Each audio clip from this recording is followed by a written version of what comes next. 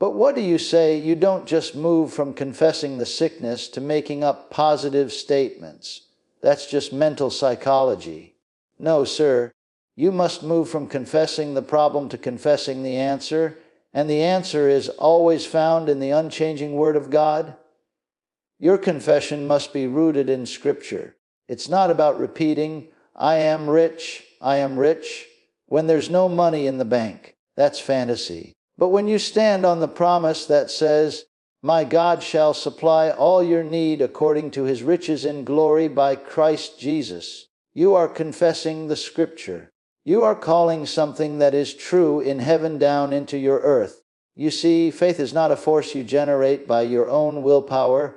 Faith comes from hearing, and hearing by the Word of God. So if you want your faith to grow, if you want your confession to have power, you have to fill your heart and your mouth with God's own words.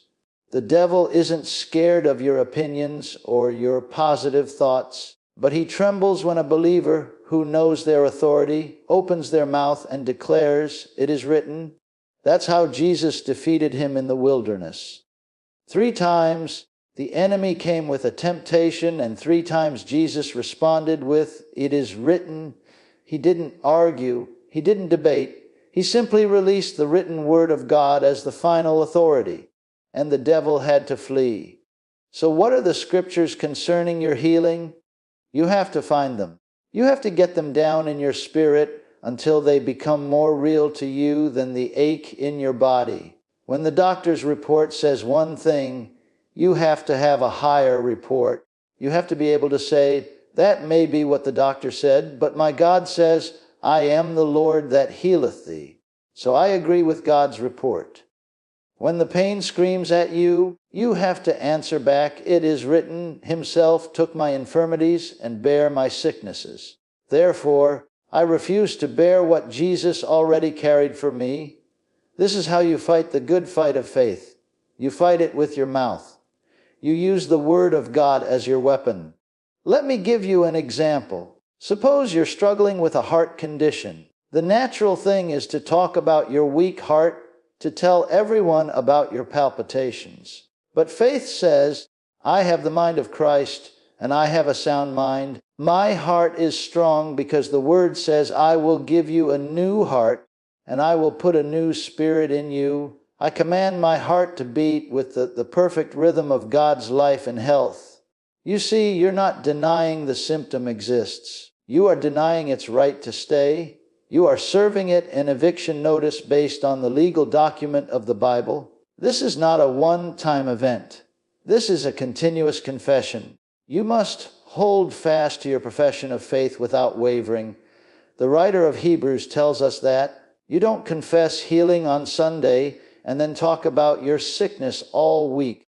You become stubborn about it. You saturate your atmosphere with the truth of God's Word. You wake up in the morning, and before your feet hit the floor, you say, thank you, Lord, that your healing life is flowing through me today.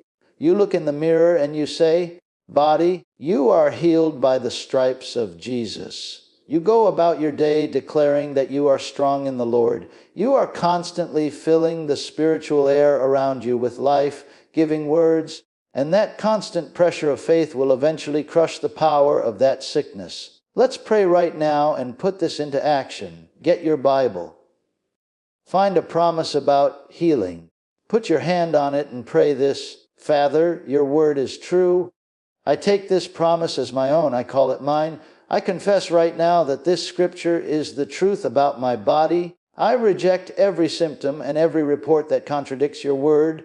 I declare that I am healed, I am whole, and your word is medicine to all my flesh. In Jesus' name, amen.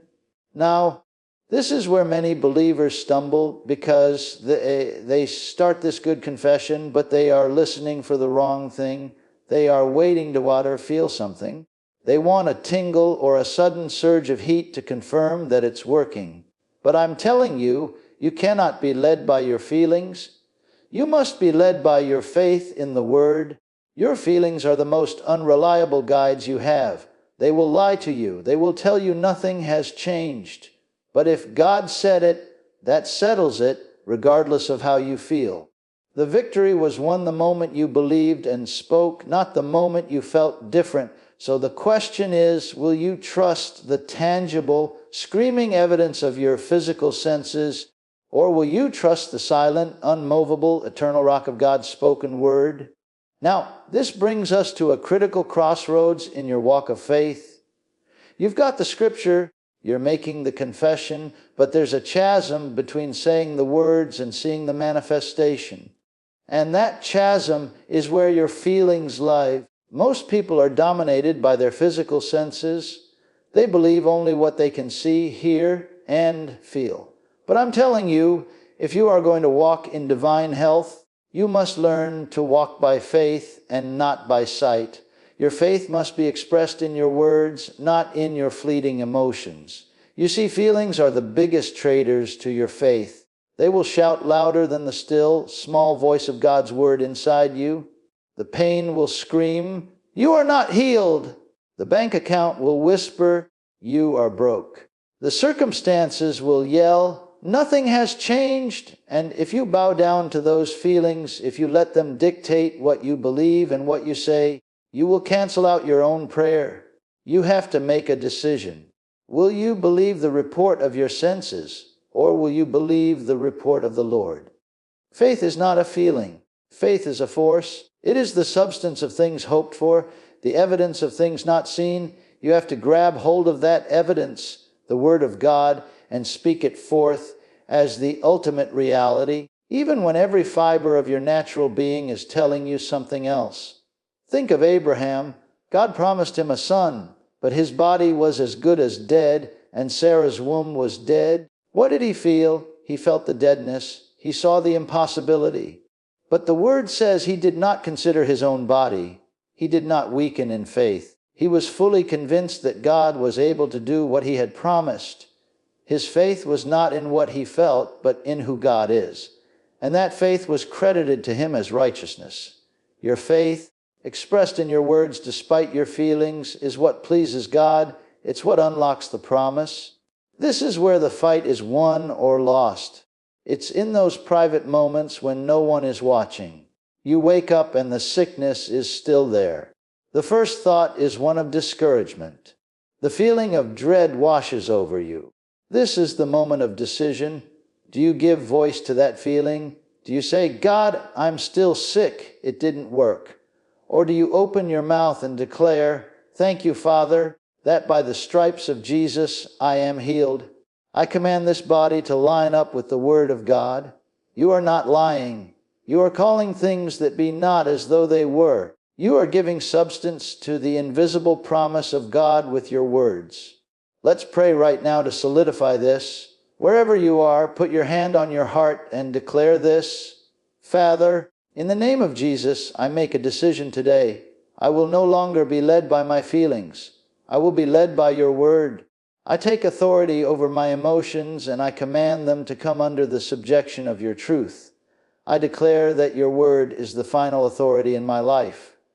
I believe I am healed. I believe I am whole, and I thank you for it now, regardless of what I see or feel. In Jesus' name, amen. Now understand this. When you begin to speak God's word over your situation, you are not just hoping for a change. You are creating an atmosphere. You are building a spiritual structure with your words. Every confession of "I am healed" is another brick laid in the foundation of your faith. The devil will send winds of doubt, storms of pain, and rains of discouragement to tear that structure down. But if you will just keep on speaking, if you will just keep on laying brick after brick with your words of faith, you will build a fortress that the enemy cannot penetrate. Your consistent confession creates a spiritual environment where sickness cannot remain. It has to flee from the presence of faith. So the question is not whether God's word works. The question is, will you persist in your confession when the pressure is on, when the feelings are strong, and when the manifestation seems delayed? Will you hold fast to your profession of faith without wavering, knowing that he who promised is faithful? Now, this is the very ground where the battle is decided. You're holding fast to your confession. You're resisting the feelings, but now you're faced with a conflict of reports. You have the doctor's report in your hand, filled with medical terminology that spells out a grim prognosis. It looks solid. It looks factual. It's printed on official paper. And then you have God's report, the Bible, which says something entirely different about your body.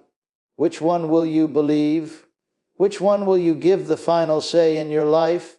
You have to make a choice, and your choice will determine your outcome. You must learn to agree with God's report over every other report. The world operates on sense knowledge. It only believes what can be proven in a laboratory, what can be seen under a microscope. But the kingdom of God operates on faith in revealed knowledge, the truth that God has spoken. The doctor's report is based on the current condition of your body, on the symptoms that are present. But God's report is based on a finished work, on what was accomplished at the cross 2,000 years ago. The doctor's report says you are sick. God's report says, I am the Lord that healeth thee. The doctor's report says the disease is incurable. God's report says, with his stripes ye are healed. So you are faced with two conflicting realities. One is a temporal reality that you can see and feel. The other is an eternal, spiritual reality that you must believe and confess. This is not about denying the existence of the doctor's report. It's about denying its ultimate authority over your life. You can look that report right in the face and say, I hear what you are saying, but you are not the final authority. My body belongs to God, and his word declares that I am healed. Therefore, I reject your verdict, and I receive the verdict of heaven. This is what it means to call things that are not as though they were. You are not pretending the sickness isn't there. You are proclaiming a higher truth that has the power to dissolve the sickness.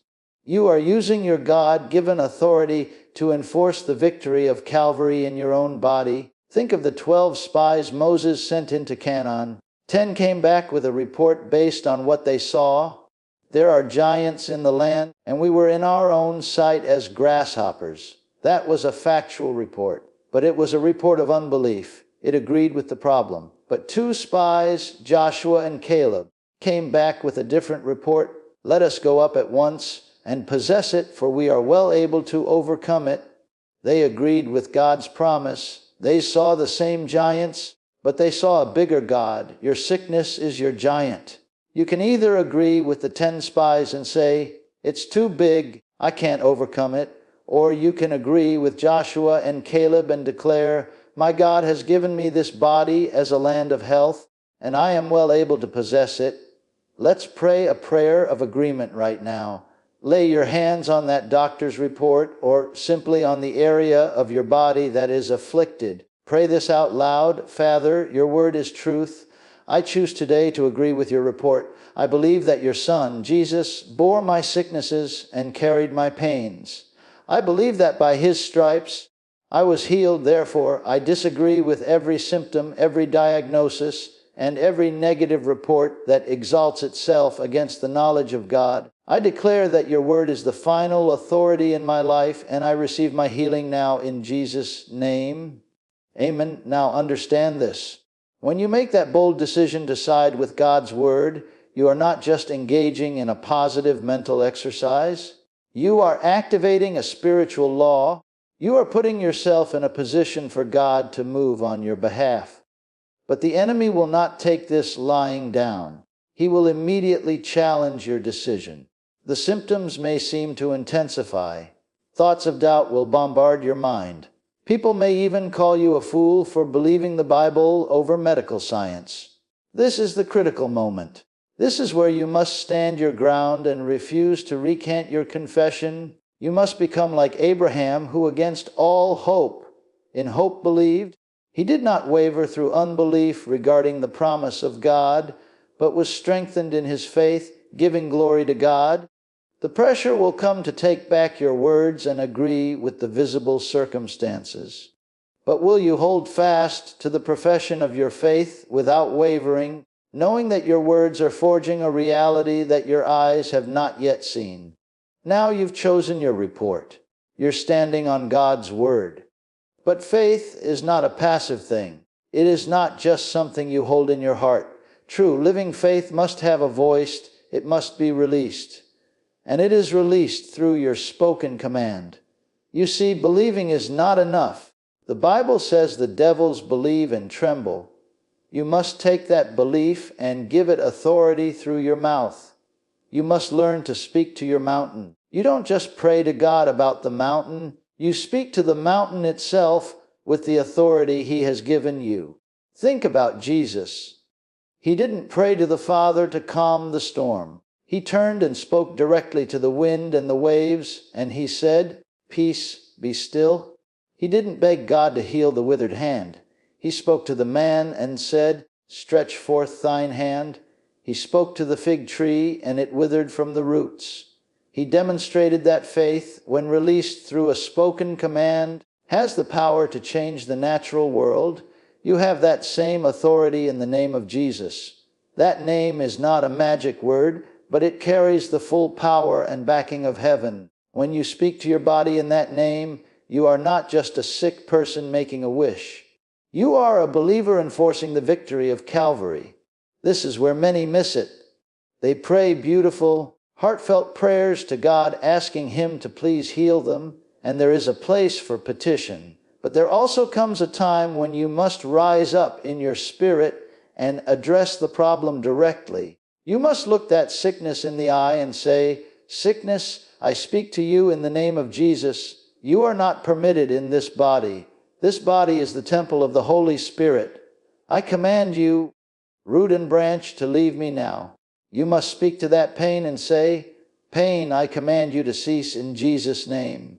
You are not asking God to do it. You are commanding the enemy to leave based on what God has already done. This is a legal action. When Jesus died and rose again, He stripped the devil of his authority. He gave that authority to the church. You are the church. You have the legal right, through the power of attorney of Jesus' name, to evict the trespasser of sickness from your body. But a legal right must be enforced. A deed to a property is just a piece of paper until you step onto the land and claim it as your own. Your faith is the deed. Your spoken word is you stepping onto the land and planting your flag. You are serving the devil an eviction notice, and you are doing it with the legal authority of heaven's court. Let's put this in